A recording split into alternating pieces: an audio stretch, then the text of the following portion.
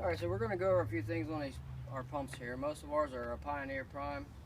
Similar to this, has like a saucer looking deal back here. First thing you want to do is obviously check your oils, check the fluids, check the fuel. And once you get all that checked, you want to make sure your ball valve right here in the back of the glute, make sure it is closed so you can pull suction. And you also want to make sure this ball valve is open to pull any suction. And once you do that, you should be able to prime up your pump, be able to start flowing any water there. Do a little bit of diagnosis on the pumps if you're having some issues on the priming. It's either usually going to be in your float ball, which will be inside the chamber in the back.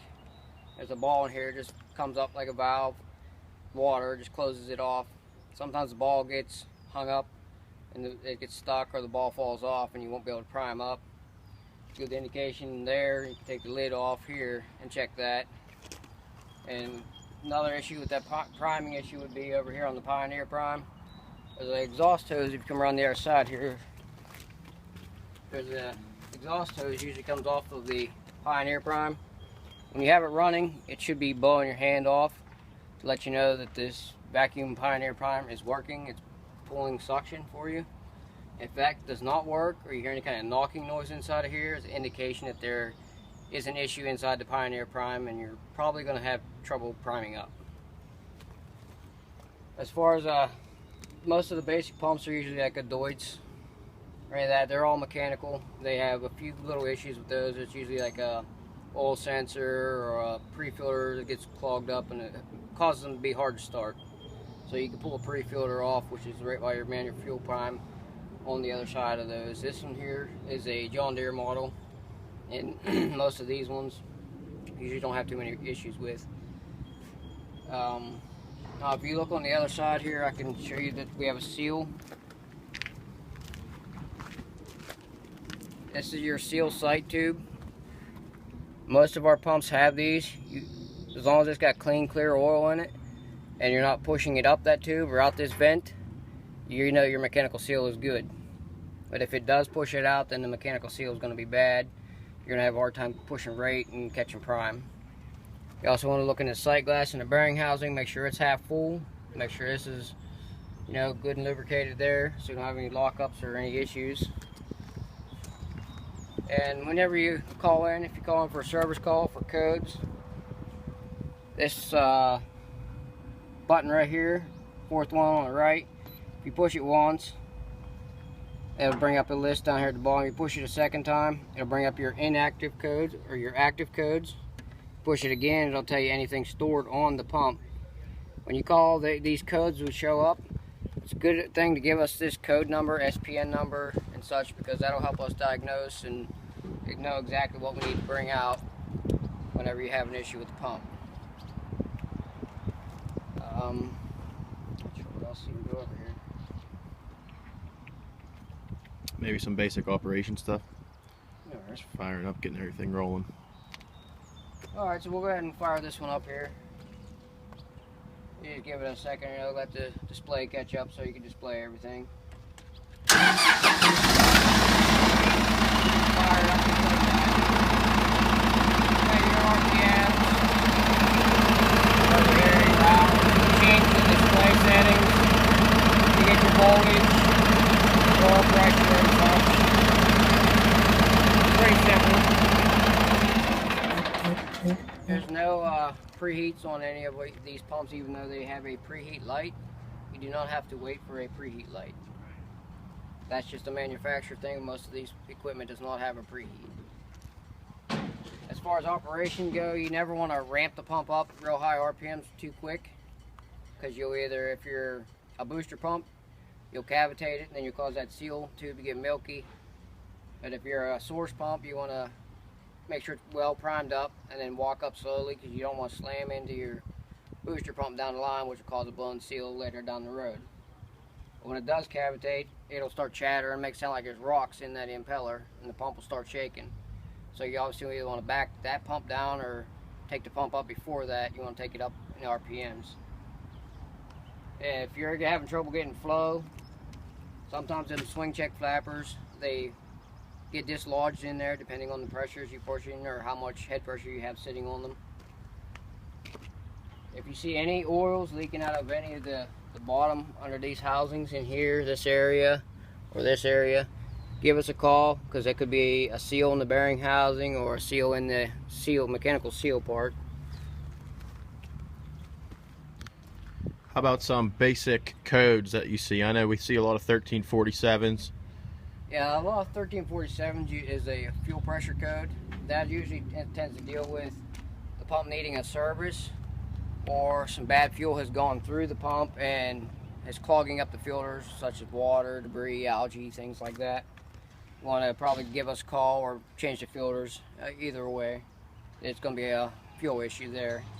We get a lot of 1569s, which is a D-rate code. If you have anything that says auxiliary shutdown, it's going to be like a low coolant switch on your radiator. It'll have a wire up there. You want to check your coolant. If you get any kind of coolant code, such as a 110 or 1110, it's a coolant issue. It's getting hot. And what I mean by getting hot, these pumps are set at like 230 for the overheat. So you're running 185 to 200, 205, you're in a normal range.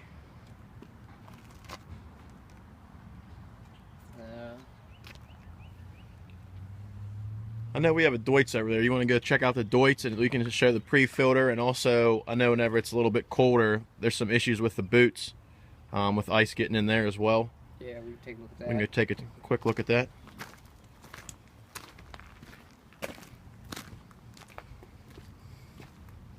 On this pump here, it's just a 6-inch pump. It's a stainless pump. It's designed to be able to pump different things through the pump end. Other than everything else, it's got a Deutz engine. It's all mechanical. A lot of the only shutdown issues on these are your oil sensors, which are right around your fuel filter. And when you turn the key, there's a fuel solenoid right here. If you turn the key, you'll hear it click back.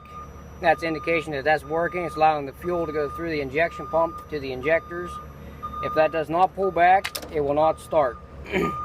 So every time you turn that key, you just give a listen for that to make sure it comes back. And for the pre-filters on these Deutzes, the manual fuel pump is right here. Sometimes you may have to prime them up after sitting for a while. There's a pre-filter in a bowl right here at the bottom. After a while, you want to take it out, just clean out, get some little bit of algae and debris and things it catches before it gets into the fuel lines and the filters. They get clogged up and they won't start, or they have a hard time starting here as well. So just check this, clean that out. And sometimes, a lot of times in the winter time, especially on our 63s, our 6-cylinder Deutz, this valve right here will get ice in it from the condensation and such, and it'll freeze up and actually suck oil out of the crankcase, and it'll fill the exhaust and start blowing oil out all over down the side of the engine.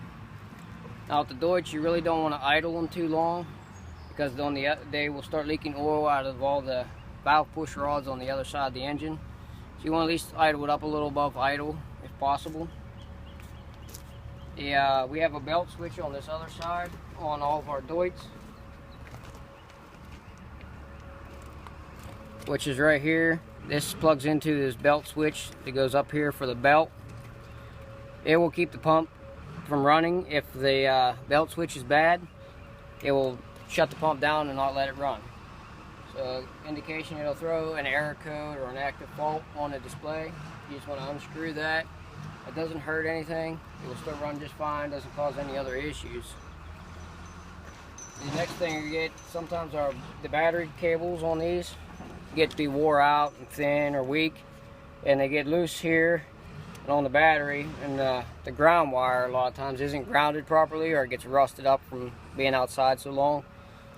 So that'd be another issue for it not starting, or it seems like a dead battery.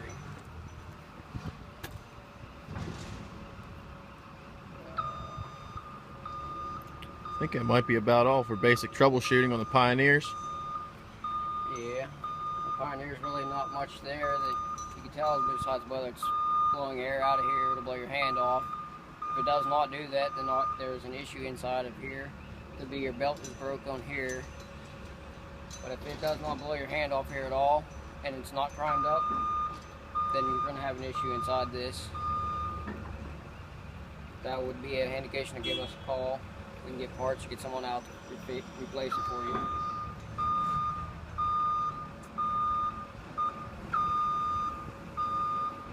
Anything else small, or? There's really nothing else that's too small out in the field other than some electronic stuff on our computerized John Deeres, but then you need service advisor and things like that we carry here to be able to go diagnose that kind of stuff. As far as basic, I think I pretty much covered all the basic little stuff on all of our pumps. Even our big John Deeres, as we just looked at the first pump, it's electronic, but it still has some things you can look at. It is the same on a 86, same setup, just a bigger engine. But anytime you do call, you definitely want to look at the codes, because that's a good indication of what's going on, what's causing issues, and it'll give us a direction to go and know what parts we need to bring. Perfect. Alrighty, that's about all we got.